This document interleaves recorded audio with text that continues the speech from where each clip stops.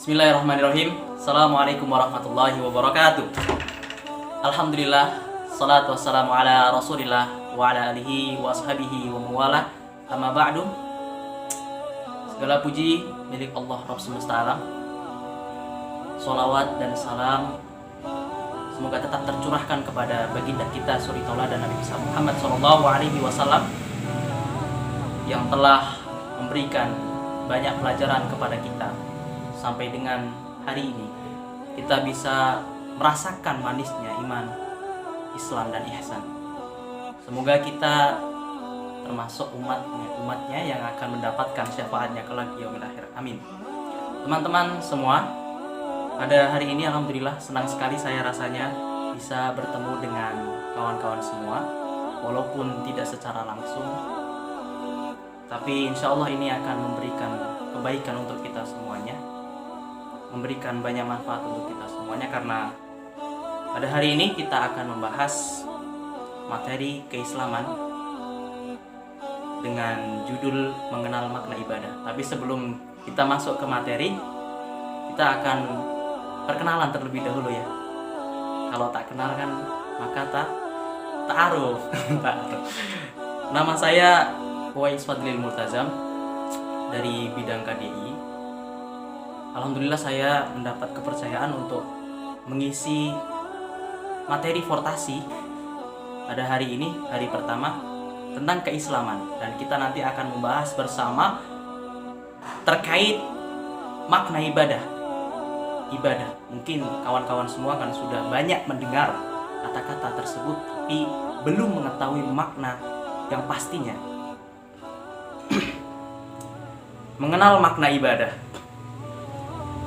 Manusia diciptakan oleh Allah Subhanahu wa taala memiliki tujuan.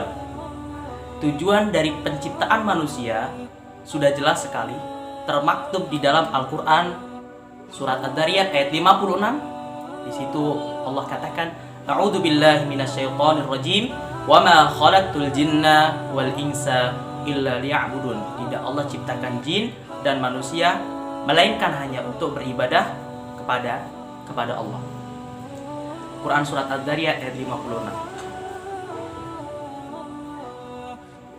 Lantas dari situ muncul pertanyaan, apakah kita hidup hanya untuk beribadah, hanya untuk sholat, puasa, haji, baca Quran? Lantas bagaimana dengan belajar kita, dengan usaha-usaha kita, pergaulan kita, kesibukan-kesibukan kita di luar ibadah? Kalau hidup hanya untuk sholat, puasa, baca Quran dan lain sebagainya. Tapi tenang dulu kawan-kawan semua.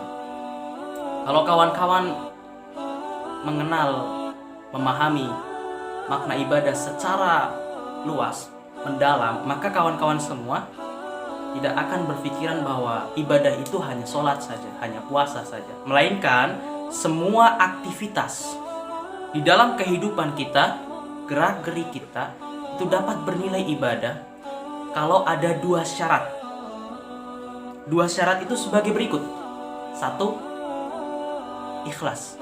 Jadi ketika kita melakukan satu kegiatan, belajar, makan, ataupun mandi, berolahraga, tapi di dalam hati kawan-kawan semua ada niat ikhlas untuk mendekatkan diri kepada Allah, maka hal itu walaupun bersifat kebiasaan bisa bernilai ibadah di sisi Allah. Bukankah mandi itu satu kebiasaan kita, kebutuhan kita? Tapi dengan mandi ini kita bisa mendapatkan pahala. Dengan mandi ini bisa bernilai ibadah di mata Allah Subhanahu wa taala. Bagaimana kok bisa seperti itu? Kalau kawan-kawan semua, satu, ketika sebelum mandi kawan-kawan berniat, saya mau mandi ya Allah, karena dengan mandi ini badan saya bersih dan tidak akan masuk surga kecuali orang-orang yang bersih. Tidak cukup dari situ, itu sudah bentuk kebaikan di mata Allah. Tidak cukup dari situ, ketika kawan-kawan masuk ke kamar mandi, kemudian kawan-kawan mengikuti sunnah Nabi SAW, masuk ke kamar mandi dengan menggunakan kaki kiri terlebih dahulu, membaca doa terlebih dahulu, maka ini pun adalah sebuah kebaikan dan bisa bernilai ibadah di mata Allah, menghasilkan pahala yang akan menjadi bekal kita di akhirat. Dua syaratnya, yang pertama, yang menjadikan aktivitas kita dinilai ibadah oleh Allah adalah niat ikhlas di dalam hati kita untuk mendekatkan diri kita kepada Allah. Yang kedua, mengikuti ajaran yang disampaikan oleh Allah dan meneladani tingkah laku kehidupan Rasulullah SAW. Ya, jadi teman-teman tidak boleh berpikiran bahwa ibadah itu hanya sholat saja, ibadah itu hanya puasa, baca Quran, melainkan semua gerak-gerik rutinitas yang kita lakukan dari kita bangun tidur sampai kemudian kita tidur lagi, itu bisa bernilai ibadah. Nah, kawan-kawan mendengarkan materi ini pun bisa bernilai ibadah apabila saat kawan-kawan semua sebelum mendengarkan materi ini atau ketika mendengarkan materi ini mempunyai niat, saya ingin belajar sehingga saya bisa mendapatkan ilmu yang akan membantu menerangkan jalan hidup saya dan saya akan dapat hidup bahagia di dunia dan di akhirat. Niat seperti itu yang akan membawa kebaikan kepada kita, bukan hanya sekedar untuk memintarkan diri kita sendiri, tapi kita meniatkan mencari ilmu sebagai sarana mendekatkan diri kita kepada Allah atau untuk menjembatani seseorang mengenal agama Allah Subhanahu wa Ta'ala. Oke. Definisi ibadah. Masuk ke pembahasan. Definisi ibadah. Ibadah itu adalah bertakarrub, mendekatkan diri kepada Allah dengan cara menjalankan perintah-perintahnya, menjauhi larangan-larangannya, dan melaksanakan segala apa yang diizinkannya.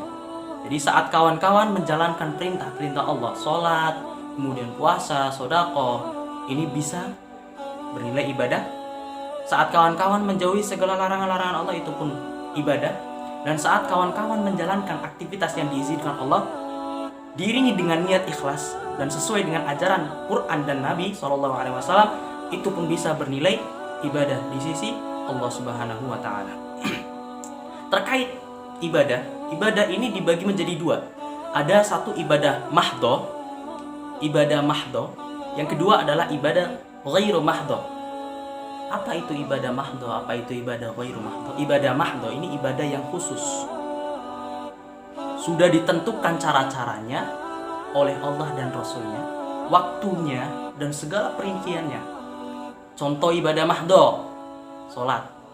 Kalau sholat duhur 4 rakaat, ya 4 rakaat, tidak boleh 3 rakaat, tidak boleh 2 rakaat, karena ini ibadah mahdoh yang sudah ada perinciannya, tuntunannya dari Allah dan Rasulnya. Yang kedua, ibadah ghairu mahdoh.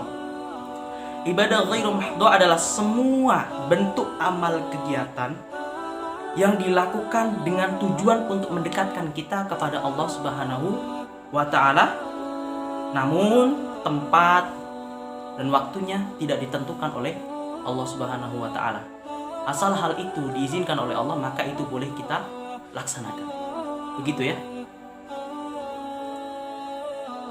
Kemudian terkait dengan waktu, ini pun dibagi menjadi dua. Yang pertama, ibadah muwaqqat, dan yang kedua ghairu muwaqqat. Ibadah muwaqqat itu ibadah yang terikat dengan waktu yang sudah ditentukan oleh Allah dan Rasulnya. Kalau ibadah ghairu muwaqqat, yang waktunya tidak ditentukan oleh Allah dan Rasulnya, boleh kita lakukan kapanpun dan dimanapun. Kawan-kawan semuanya, salah satu contoh dari ibadah muwaqqat yaitu sholat, puasa. Contoh dari ibadah ghairu muwaqqat, contoh dari ibadah ghairu muwaqqat yaitu sedekah, kemudian belajar seperti ini, dan gotong royong itu pun bisa bernilai ibadah di mata Allah Subhanahu wa Ta'ala. Mungkin cukup sekian yang bisa saya sampaikan, kurang dan lebihnya mohon maaf. Tetap semangat, semoga ini dapat memberikan banyak manfaat untuk kita semua. Wabillahi taufiq wal hidayah. Nun wal qalami wa may yasturun. Assalamualaikum warahmatullahi wabarakatuh.